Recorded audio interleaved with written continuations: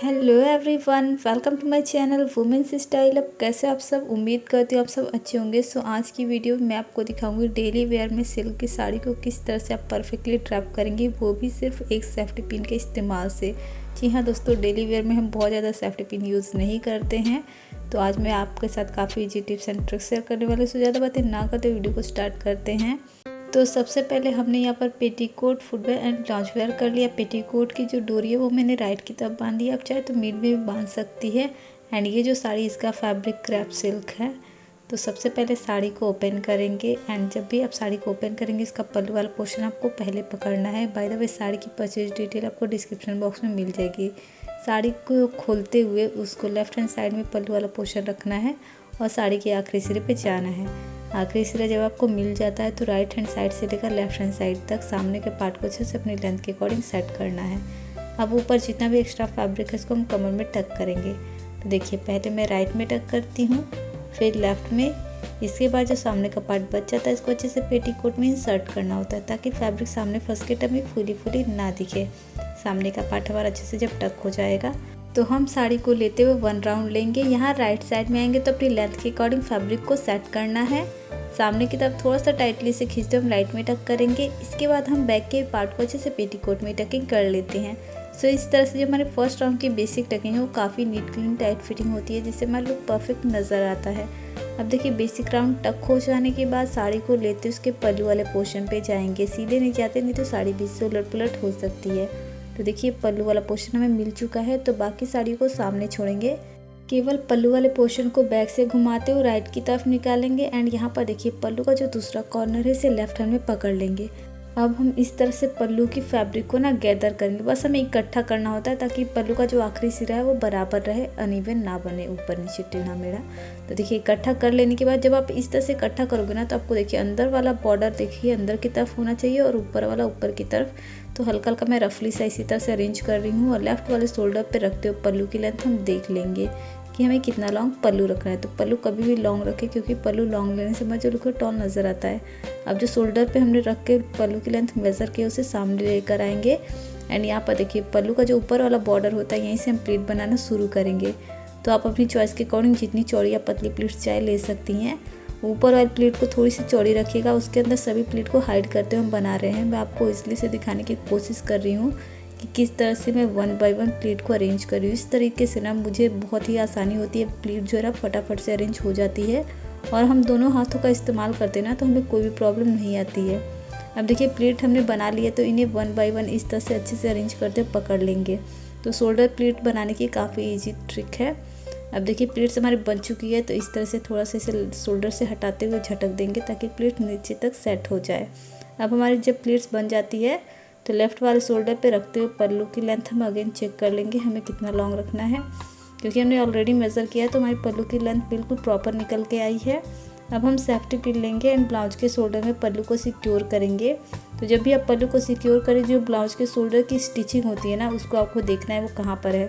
और उससे 1 या 2 इंच बैक में जाएंगे। पल्लू के प्लीट्स एंड ब्लाउज के फैब्रिक को एक साथ पकड़ लेना है। सेफ्टी पिन हम देखिए ब्लाउज के अंदर से लगाते हैं। जब उसकी नोक बाहर की तरफ आ जाए तो फिर थोड़ी सी दूरी पे अंदर की तरफ इंसर्ट करते हुए सेफ्टी पिन के लॉक को लॉक करते हैं। तो इस तरह से हमारा पल्लू सिक्योर हो जाता है।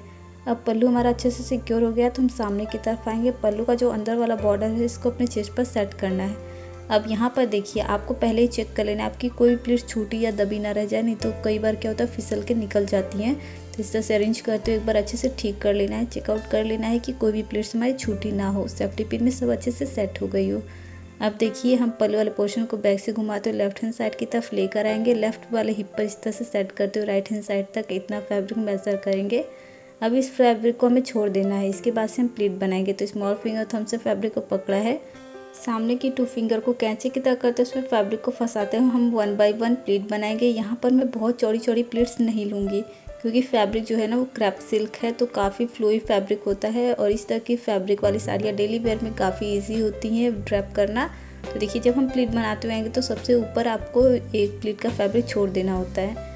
इसको हम बाद में मैनेज करेंगे। सबसे पहले तो हमें ये जो प्लीटें बन गई इसके डायरेक्शन को लेफ्ट हैंड साइड की तरफ घुमाते हुए 1 बाय 1 इस तरह से झटकते हुए अरेंज कर लेना है।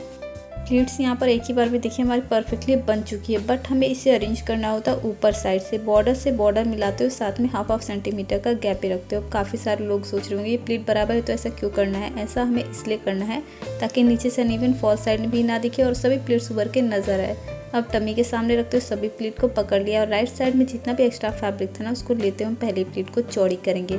तो कभी भी आपकी पहली प्लीट चाहे वो शोल्डर को या फिर कमर की हो, हमेशा चौड़ी रखनी है। इस बात का आपको ध्यान रखना है। बस जब आप कमर की बनाओ तो थोड़ी ज़्यादा चौड़ी रख लेना, 2 इंच के करीब। अब अंदर से एक प्लीट को पकड़ते हुए मैं ऊपर की तरफ खींच रही हूँ, क्योंकि कई बार क्या होता है जो चौड़ी प्लीट होती है वो सरक जाती है और नीचे से हमारी फॉल साइड से वो नज़र आने लगती है। अब हमारी प्लीट अच्छे से बन चुकी है। तो ये देखिए चौड़ी प्लीट्स आपकी छूटे ना, इस बात का आपको ध्यान रखना। ऊपर की तरफ खींचना नहीं तो नीचे से आपकी दिखाई देगी इस साइड से, राइट साइड के तरफ से। अब देखिए नेवल के ठीक सामने रखते हुए हम मेज़र कर लेंगे हमें कितना पार्ट अंदर टक करना है। फाइनली वहीं पर हम प्लीट को साइड से 1 बाय 1 पकड़ते हुए अरेंज करेंगे। नेवल के ठीक सामने रखते हुए इन प्लीट को हमें पेटीकोट में टक करना है। टक करके मैं थोड़ा सा शेक करती हूँ ताकि फैब्रिक अंदर तक चली जाए। अब यहाँ पर देखिए इन प्लीटों को हमें सिक्योर करना है। तो इस तरह की मैं साड़ी क्लिप का इस्तेमाल करूँ। ये साड़ी पिन ना आपकी साड़ी को बिल्कुल भी डैमेज नहीं करेगी, क्योंकि हमने केवल एक सेफ्टी पिन का इस्तेमाल किया, इसलिए मैंने क्लिप का इस्तेमाल किया। अदरवाइज आप सेफ्टी पिन भी इस्तेमाल कर सकती हैं। अब राइट साइड की तरफ थोड़ा सा पार्ट खोलेंगे जिसमें राइट हैंड इजीली से जा सके एंड पल्लू वाले पोर्शन पाएंगे। पल्लू के अंदर वाले बॉर्डर को अच्छे से चेस्ट पर सेट करते हुए टाइटली से खींचते हुए एक्स्ट्रा फैब्रिक को हमें लेफ्ट हैंड साइड की तरफ लेकर आना है। अब यहाँ जितना भी एक्स्ट्रा फैब्रिक है वो लेफ्ट हैंड साइड की तरफ आ चुका है। तो इसको मैनेज करने के लिए राइट साइड की तरफ से आपको राइट वाले हैंड को इंसर्ट करते हुए लेफ्ट हैंड साइड के एक्स्ट्रा फैब्रिक को राइट की तरफ पकड़ के खींचना है। और जैसे आप खींचोगे आप देखोगे लेफ्ट हैंड साइड का हिप वाला पोर्शन फिटेड हो जाएगा। अब आपको कितना फिटेड रखना है या आपकी चॉइस है। मैं जनरली घुटने तक फिटेड रखती हूँ तो इतना ही खींच रही हूँ। इसका जो फैब्रिक निकल कर आए इसे ट्विस्ट करेंगे, एक गांठ लगा देंगे। इस तरह से गांठ लगा कर कमर में टक करने से ये टकिंग निकलेगी नहीं। और जो ऊपर की लेयर हमने ओपन कर रखी है ना इसको भी हम यहीं पर टक कर लेंगे। एंड इसके बाद से ये वाला पार्ट पल्लू से कवर हो जाएगा। पल्लू के प्लीट्स को एक बार फिर से अच्छे से ठीक कर लेना है। एंड इसी के साथ हमारा जो फाइनल लुक है ना वो कंप्लीट हो जाता है। तो इस तरह से आप परफेक्ट फिटिंग के साथ डेली वेयर में अपनी साड़ी को ईजिली एंड परफेक्टली रैप कर सकती हैं। उम्मीद करती हूँ कि वीडियो आपके लिए हेल्पफुल रही होगी। अगर वीडियो हेल्पफुल रही तो वीडियो को लाइक कर दीजिएगा। इसी तरह की और वीडियो देखने के लिए हमारे चैनल को सब्सक्राइब करना ना भूलिएगा। साथ में बेल आइकन ज़रूर प्रेस कीजिएगा ताकि आने वाले वीडियो की नोटिफिकेशन आपको मिलती रहे। कोई भी रिक्वेस्टेड वीडियो या सुझाव कमेंट बॉक्स में टाइप कर दीजिएगा। सो मैं मिलती हूँ आपसे अपनी अगली वीडियो में। तब तक के लिए keep smiling, take care, bye.